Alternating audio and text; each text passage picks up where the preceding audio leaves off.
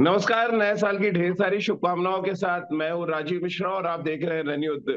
साल 2022 जाते जाते भारतीय क्रिकेट में एक बड़े बदलाव के संकेत दे गया और साथ ही साल 2022 हमें एक आईना दिखा गया कि हमें साल 2023 में क्या कुछ करना है। अब साल का पहला दिन है, तो जाहिर सी बात है हम आज पूरे एक साल यानी साल 2023 में कौन से वो खिलाड़ी हैं जो सुपरस्टार बन सकते हैं, कौन से वो खिलाड़ी हैं जो एक्स फैक्टर लेके आ सकते हैं क्रिकेट मैदान पर, आज उसकी बात करेंगे।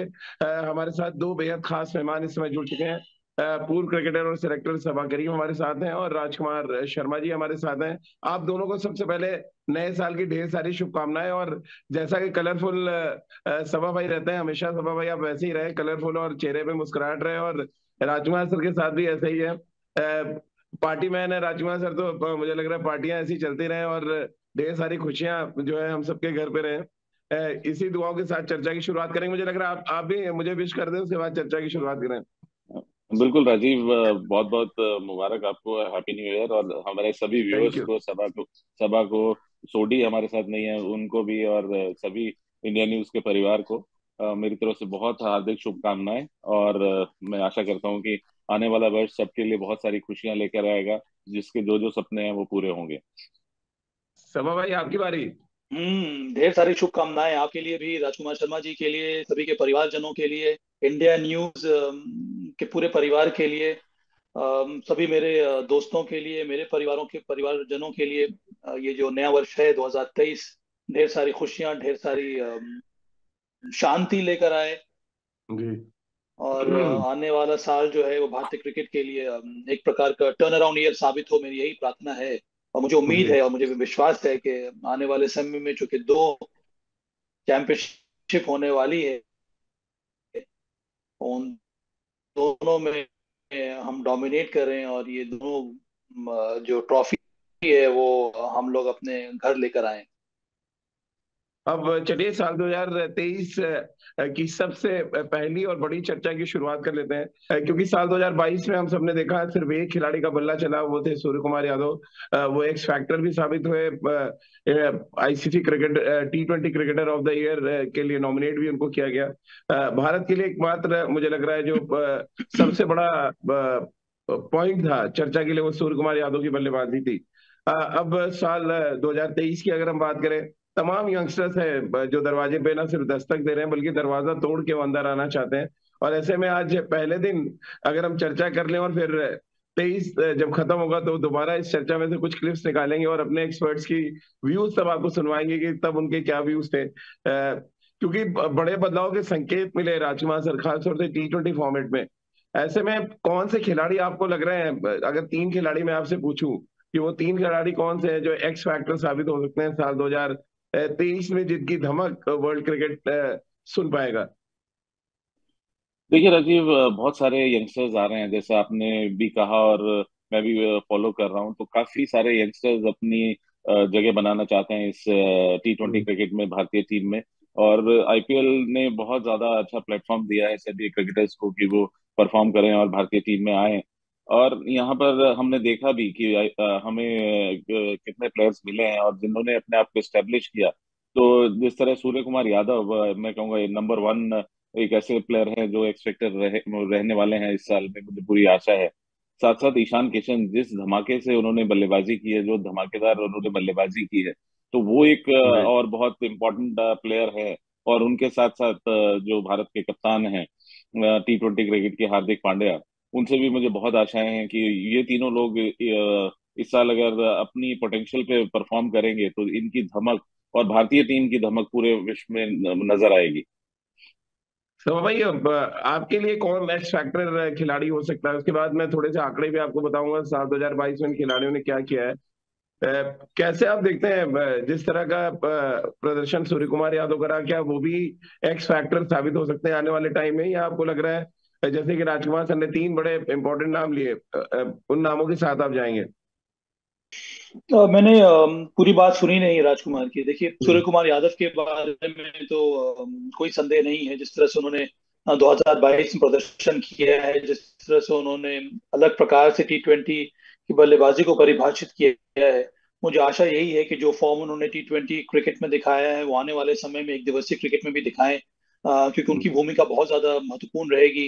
ये जो विश्व कप है 2023 में वनडे क्रिकेट का, उसके लिए वहां पर हमारी जीत के लिए, हमारे अच्छे प्रदर्शन के लिए बहुत जरूरी है कि सूर्य कुमार यादव का बल्ला जिस तरह से T20 में चला है कुछ उसी प्रकार से वनडे क्रिकेट में भी चले। मेरी यही दुआ है सूर्य कुमार यादव के लिए। एक और नाम जो मेरे दिमाग में आ रहा है वो है ईशान किशन का। जी। क्योंकि इस समय मुझे लगता है कि उन्होंने अपनी जगह एक तरह से पक्की कर ली है एक ओपनर के रूप में व्हाइट बॉल क्रिकेट में, और आने वाले समय में अगर वही फॉर्म उन्होंने उन्होंने दिखाया तब भारत के लिए काफी अच्छा रहेगा। क्योंकि मेरा ये मानना है कि भविष्य जो है वो ईशान किशन जैसे खिलाड़ियों के पास है। और उसके साथ हम्म। साथ एक और नाम जो मैं यहाँ पर लेना चाह रहा हूँ वो है संजू सैमसन का।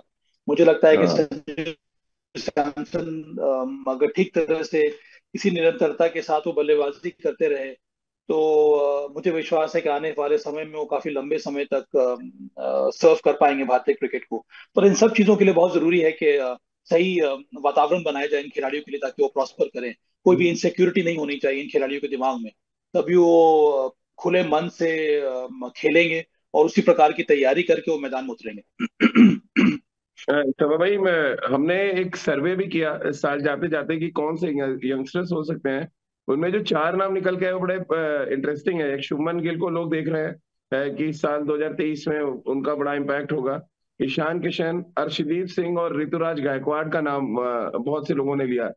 कैसे आप देखते हैं राजकुमार राजकुमार सर, सबसे पहले एक रिएक्शन आपका। ऋतुराज गायकवाड़ और शुभमन गिल, दो ओपनर्स का बहुत जिक्र है। एक इंटरनेशनल क्रिकेट खेलने अपना इम्पैक्ट छोड़ चुके हैं ऑलरेडी, और ऋतुराज गायकवाड़ को इंतजार है कुछ बड़ी पारियां इंटरनेशनल क्रिकेट में खेलने का।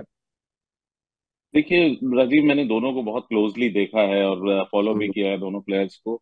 तो दोनों बहुत ही इमेंसली टैलेंटेड खिलाड़ी हैं और रेंज ऑफ शॉट्स उनकी बहुत अच्छी है। हर तरफ वो हर शॉट खेल सकते हैं और अटैकिंग एटीट्यूड के साथ बल्लेबाजी करते हैं, पॉजिटिव इंटेंट के साथ बल्लेबाजी करते हैं। तो बहुत अच्छा फ्यूचर है इनका आगे आने वाले हम्म। समय में। और बस जरूरत है कि एक दो बड़ी पारियां खेल के अपने आप को स्टेब्लिश करने की, हम्म। भारतीय टीम में जिस तरह ईशान किशन ने किया है। तो वो एक दो बड़ी पारियां वो शुभमन गिल के लिए उन्होंने लॉन्ग फॉर्मेट में, लंबे फॉर्मेट में तो अपने को स्टेब्लिश किया है। अभी व्हाइट बॉल से भी हम्म। थोड़ा सा जरूरत है उन्हें कि एक दो बड़ी पारी खेलने की। और क्योंकि उनके पास रेंज ऑफ स्ट्रोक्स बहुत अच्छा है, टेम्परामेंट अच्छा है, टेक्निक अच्छी है। और same thing stands for Ruturaj Gaikwad, जो कि एक हम्म। शानदार खिलाड़ी है, अच्छी स्ट्राइक रेट के साथ बल्लेबाजी करते हैं, टेक्निकली करेक्ट हैं, जो मेरे लिए बहुत इंपॉर्टेंट होता है कि अगर एक टेक्निकली करेक्ट प्लेयर है तो वो कठिन हम्म। परिस्थिति में भी रन बना सकता है, या उसकी परफॉर्मेंस के चांसेस ज्यादा होते हैं, कंसिस्टेंसी ज्यादा होती है अगर आपकी टेक्निक अच्छी हो। तो ऋतुराज गायकवाड़ के साथ ये एडवांटेज है कि उनके पास अच्छी टेक्निक है, अच्छा टेम्परामेंट है। तो आने वाले समय में मेरा बिल्कुल मानना है कि ये दोनों खिलाड़ियों का नाम काफी लंबे समय तक सुना जाएगा अगर अब वो अपने पोटेंशियल पर बल्लेबाजी करते हैं तो। साल 2023 के लिए जो वोटिंग परसेंटेज है उस पर तो आगे बात करेंगे सभा भाई। एक इंक्लूजन और है, यानी पांच नाम जो हमने पूछे फैंस से, उसमें एक नाम श्रेयस अय्यर का भी लोगों ने जोड़ा। यानी ऋतुराज गायकवाड़, शुभमन गिल के साथ श्रेयस अय्यर और ईशान किशन, ये चार बल्लेबाज हैं जो टॉप 5 प्लेयर्स में जिनको वोट मिला है कि 2023 में ये सितारे बनेंगे और इनका एक्स फैक्टर दुनिया देखेगी। देखिए श्रेयस अय्यर तो काफी सालों से खेलते आ रहे हैं। उनकी मुझे हम्म। लगता है कि अंतर्राष्ट्रीय क्रिकेट में एंट्री कुछ साल हो गए तब हुई थी। इस समय तो मुझे लगता है कि श्रेयस अय्यर एक बार फिर से अपने आप को री इन्वेंट कर रहे हैं या फिर हाँ। अपनी जगह को पक्की करने की कोशिश है। तो इस श्रेणी में मुझे लगता नहीं, या फिर इस लिस्ट में श्रेयस अय्यर तो आप किसको के किसको बारे रखना में हम लोग चाहेंगे अलग सभा रखकर भाई, ही बातचीत करें तो श्रेयस अय्यर सही की जगह? सही है। मैं तो नहीं, मैंने कहा मुझे तो लगता है मैं अब पेस बॉलर्स के बारे में थोड़ा बहुत बात करना चाहता हूँ। जैसे अर्शदीप सिंह जी का नहीं, नाम आ रहा है, वो बिल्कुल अच्छा बिल्कुल, लगता आप है रख देखकर सकते हैं कि जी। वो एक ऐसे बॉलर है, लेफ्ट आर्म सीम बॉलर हैं, उस तरह के बॉलर की आपकी जरूरत है, वो भी मेच्योर कर रहे हैं। और सबसे अच्छी बात हम्म। है कि सीखने की जो जो जो इच्छा है वो देखने को मिल रही है। और एक और नाम जो मुझे लगता है कि मैं ऐड करना चाहता हूँ वो है उमरान मलिक का। मुझे लगता है कि ये जी। साल उमरान मलिक के लिए बहुत ही इम्पोर्टेंट साल होने वाला है। अगर आप उन्होंने अपने आप को फिट रखा और ये जो हम्म। लर्निंग प्रोसेस उनका चलता रहा तो मेरे ख्याल में काफी अच्छा रहेगा भारतीय टीम के लिए। तो ये एक दो नाम और मैं जोड़ना चाह रहा हूँ इस लिस्ट में। ये हम्म। एक्साइटिंग लिस्ट है अब राजी। ऋतुराज गायकवाड़ के बारे में राजकुमार ने सही कहा कि तकनीकी रूप से बहुत जी। ज्यादा सक्षम है, वो एक ऐसे प्लेयर हैं मुझे लगता है जो आने वाले समय में ऑल फॉर्मेट खेल सकते हैं, जिस प्रकार से शुभमन गिल ने अपने आप को साबित किया है।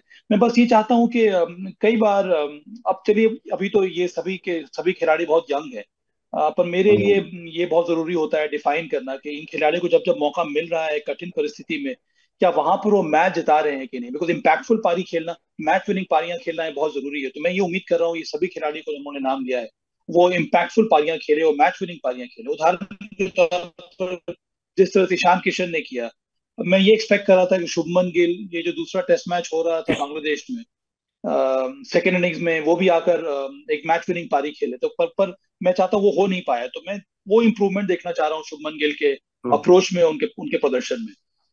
चलिए एक रिएक्शन राजकुमार सर आपसे ले लें। उमरान मलिक और अर्शदीप सिंह का जिक्र किया है सभा भाई ने। आपको लग रहा है वाकई इन दोनों गेंदबाजों में वो दमखम है कि 2023 में ये डोमिनेट कर सकते हैं बॉलिंग में? डेफिनेटली राजीव, अर्शदीप ने तो अपने आप को एक तरह से स्टेब्लिश किया है T20 क्रिकेट में।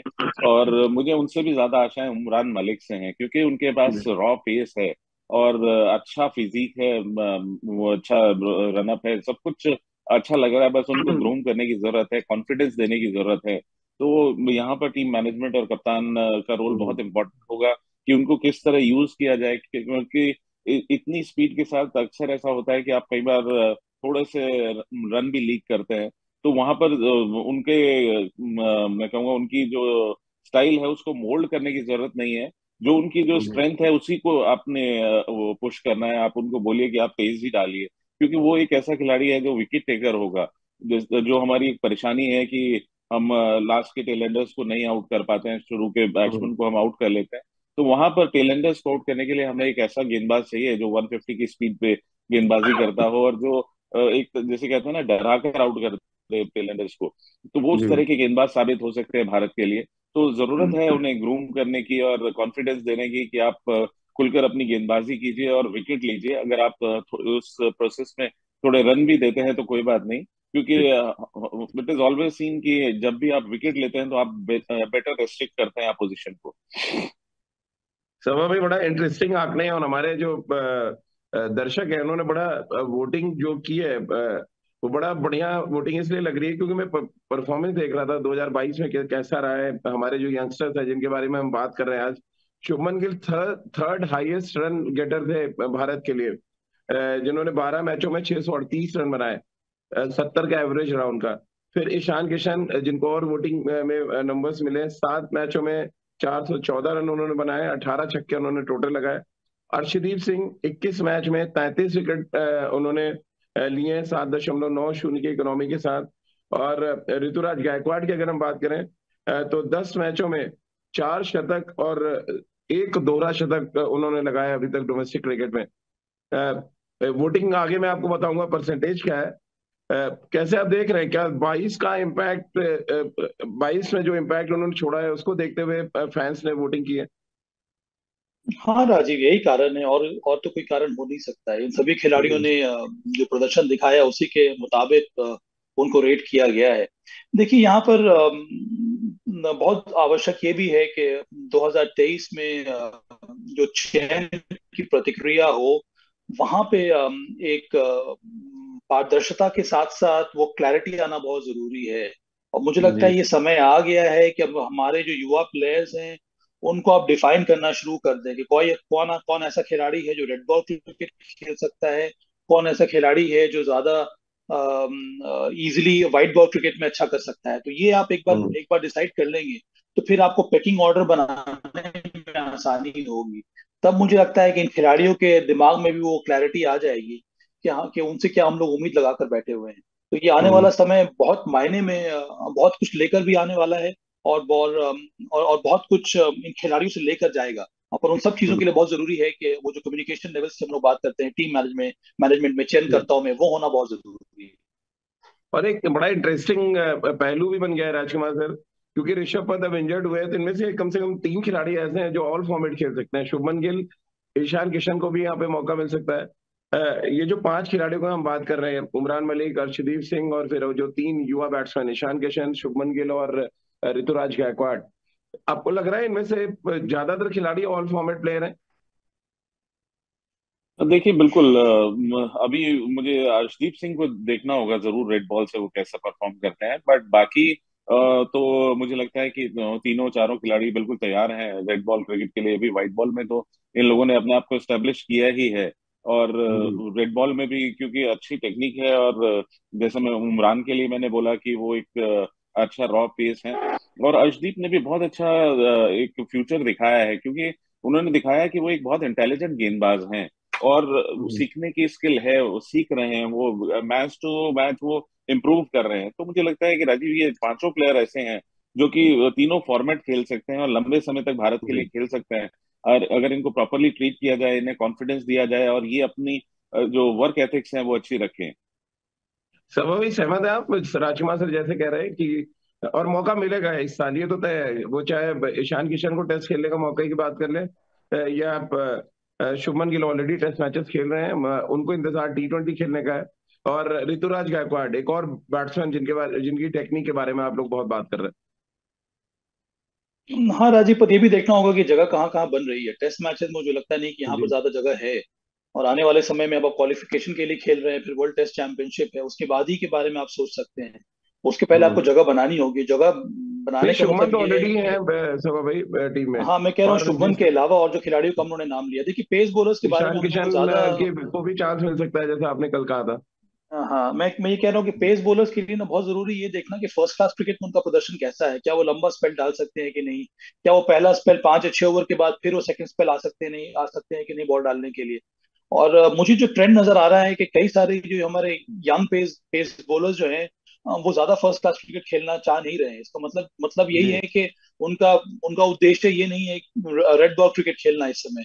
वो ज्यादा फोकस कर रहे हैं T20 क्रिकेट के ऊपर, जो कि हम्म। सही इंडिकेशन नहीं है। बहुत जरूरी है कि ये जो पेस बॉलर्स का हमने नाम लिया है, इनको आप ठीक प्रकार से मॉनिटर करें, इनके प्रोग्रेस को मॉनिटर करें, इनको फर्स्ट क्लास क्रिकेट खिलाएं। अगर चयनकर्ताओं को ये लगता है कि ये आने वाले समय में रेड बॉल क्रिकेट खेल सकते हैं, तो उस तरह के हम्म। अगर बॉलर्स निकलेंगे तो काफी अच्छा रहेगा। तो ये बहुत बड़ी जिम्मेदारी रहेगी इन सभी खिलाड़ियों के ऊपर, इंक्लूडिंग ये पेस बॉलर्स के ऊपर। अब हम्म। ऋतुराज गायकवाड़ के बारे में हम लोग बात करें तो उनकी जगह कहाँ बनती है?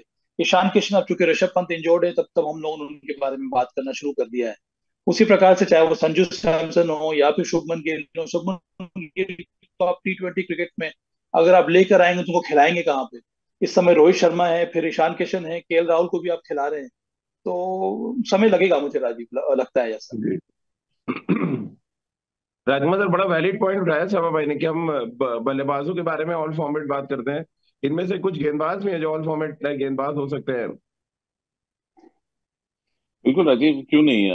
ये गेंदबाज ऐसे हैं, जैसे मैंने उमरान मलिक की बात की है, वो तो एक ऐसा खिलाड़ी है जो तीनों फॉर्मेट में खेल सकता है और बहुत यूजफुल होगा। हम्म। रेड बॉल से तो मुझे बहुत यकीन है कि वो बहुत अच्छा परफॉर्म करेंगे, क्योंकि वहां पर उनके पास सपोर्ट होगा 3 स्लिप 1 गली का, और कोई बहुत ज्यादा रन का भी वो नहीं होगा कि अगर 1 2 चौके लग भी जाते हैं तो बहुत ज्यादा फर्क नहीं पड़ता है, तो वहां पर वो खुलकर हम्म। गेंदबाजी कर सकते हैं।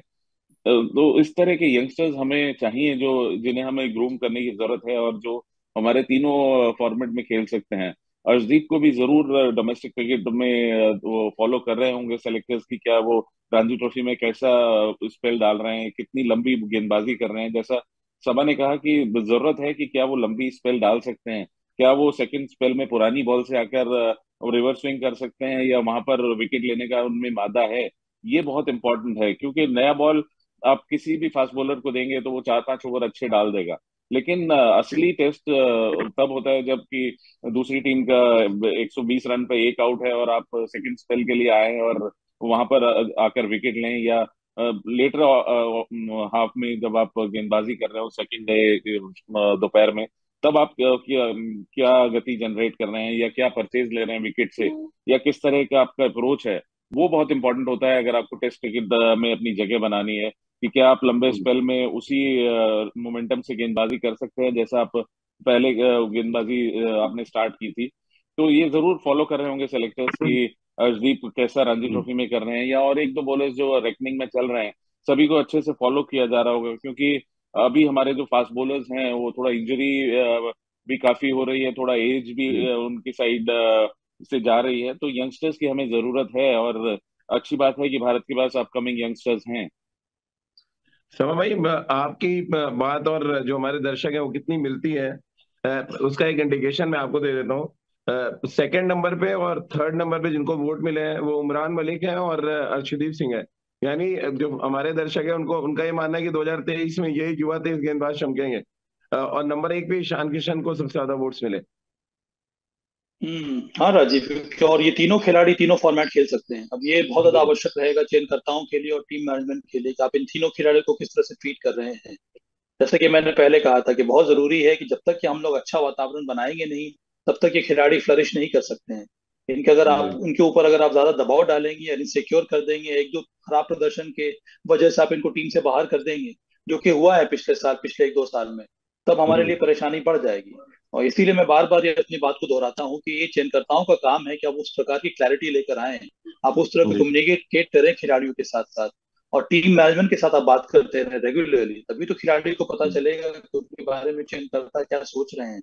और इन तीनों जी खिलाड़ियों के ऊपर मुझे लगता है कि भारत का भविष्य है।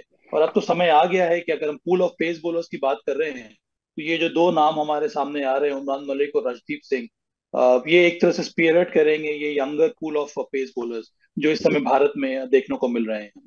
राजकुमार सर, एक नाम पे मुझे लग रहा है जब दर्शक सबसे ज्यादा जो बात करते हैं इन दिनों वो संजू सैमसन को लेकर है। 2023 में उनके लिए क्या संभावनाएं देख रहे हैं? सभा भाई तो कह रहे हैं एज अ बैट्समैन वो फिट हो सकते हैं। क्या तो देखिए संभावनाएं देख रहे राजीव, राजीव डिपेंड करेगा कि क्या इक्वेशन बनती है, क्या और कौन प्लेयर। अब जैसे वनडे में ईशान किशन ने जिस तरह का परफॉर्मेंस दिया है, तो वो एक एस्टेब्लिश प्लेयर है वनडे में, अब उनको आप? जी कोई नहीं हिला सकता। तो डिपेंड करेगा कि संजू सैमसन, हमने देखा है ग्लिम्सेस में कि वो एक कंसिस्टेंसी उनका फोटे नहीं है। अदरवाइज जब वो खेलते हैं तो वो one of the best player लगते हैं, उनको देखने का दिल करता है। और इसीलिए लोग फैन हैं उनकी बल्लेबाजी के, क्योंकि एफर्टलेस बल्लेबाजी करते हैं, बड़ा अच्छा टाइम करते हैं गेंद को, और अच्छे मतलब गैप्स में खेलते हैं। लेकिन वही है कि उन्हें कंसिस्टेंटली रन बनाने होंगे डोमेस्टिक क्रिकेट में या इंटरनेशनल क्रिकेट में, जब भी वो उन्हें चांस मिलता है। और जरूरी नहीं कि वो एज ए बैट्समैन ही खेलें, उन्हें अपना वो एक अच्छे कीपर भी हैं, और हमेशा जी गुंजाइश होती है किसी को भी इम्प्रूव करने की। तो वो अपने आप को एज ए विकेट कीपर भी स्टेब्लिश कर सकते हैं लॉन्ग फॉर्मेट में, जब तक कि ऋषभ पंत फिट नहीं होते। तो एक अच्छा प्रोस्पेक्ट है वो आने वाले समय में।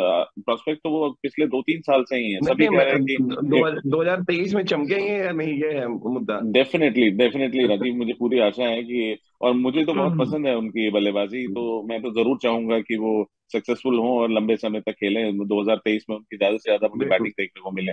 मेरे भी फेवरेट बैट्समैन है और मैं अपना वोट तो संजू सैमसन को ही दूंगा। सभा भाई, आपका वोट चलिए जाएगा संजू सैमसन की राजीव, तरफ? हाँ संजू सैमसन की तरफ जा रहा हूँ, मुझे निकलना है राजीव, तो मैं बस बस इजाजत चाहता हूँ।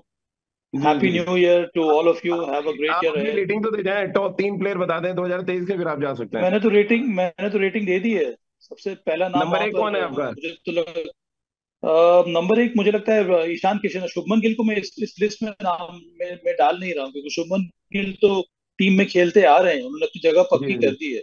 उसके अलावा अच्छा। जो जो खिलाड़ी हैं उसमें तो ईशान किशन नंबर एक है। उसके बाद उमरान मलिक हैं, अर्शदीप सिंह हैं, फिर ये दो तीन खिलाड़ी हैं, और फिर संजू सैमसन है। तो ये तीन चार खिलाड़ियों का नाम मैंने मुझे लगता है कि मेरे हिसाब से मेरी लिस्ट में आएगा, जो इस साल अपने आप को अलग तरह से डिफाइन कर सकते चलिए, बहुत बहुत हैं। शुक्रिया ओके, सभा भाई आपका। Happy new year once again. अब थैंक चर्चा यू, में राजकुमार सर से थैंक भी यू, उनके दो थैंक सवाल यू। उनको लेके उनको भी छुट्टी दूंगा उसके बाद। राजकुमार सर, आप सभा भाई ने रेट कर दिया अपना, उन टॉप 3 प्लेयर्स बता दीजिए। जो लिस्ट हमने 6 की बताई है आपको, आपके हिसाब से टॉप 3 प्लेयर कौन होंगे साल 2023 में जो चमकेंगे? राजीव, मेरा मानना है कि ईशान किशन से बहुत ज्यादा आशाएं हैं। साथ साथ जी मुझे बहुत तो उम्मीदें हैं यहाँ पर, जैसा मैंने पहले भी कहा था, सूर्य कुमार यादव से, कि वो अपनी जी। कंसिस्टेंसी लेकिन वो अभी जारी लिस्ट में रखेंगे। नहीं है राजकुमार सर। हमारी लिस्ट में ईशान किशन, शुभमन गिल, अर्शदीप, उमरान मलिक, ऋतुराज गायकवाड़ और संजू सैमसन। आप उनको भी ऐड कर लीजिए, क्योंकि वो आने वाले समय में देखिएगा, अब उनको और हार्दिक पांड्या को आप इस टीम में रख लीजिए, तो सोचिए कि क्या अरे, जबरदस्त ये टीम बन जाएगी। ICC T20 player of the year के लिए नॉमिनेट करा दिया आपने, वाइस कैप्टन भी बनवा दिया। अब 2023 में किसी और को दिल्ली से छोड़िए थोड़ा। तो ईशान किशन और मुझे लगता है कि उमरान मलिक एक बड़े नाम हो सकते जी हैं 2023 में। क्योंकि वो एक बहुत अच्छा प्रोस्पेक्ट है और मुझे बहुत आशाएं हैं कि उनको हम्म। अच्छे से टैकल किया जाएगा, अच्छे से ग्रूम किया जाएगा, तो आने वाले समय में वो एक बहुत यूजफुल प्लेयर हो सकते हैं भारतीय टीम के, या मैं कहूंगा आने वाले स्टार हैं वो भारतीय टीम के।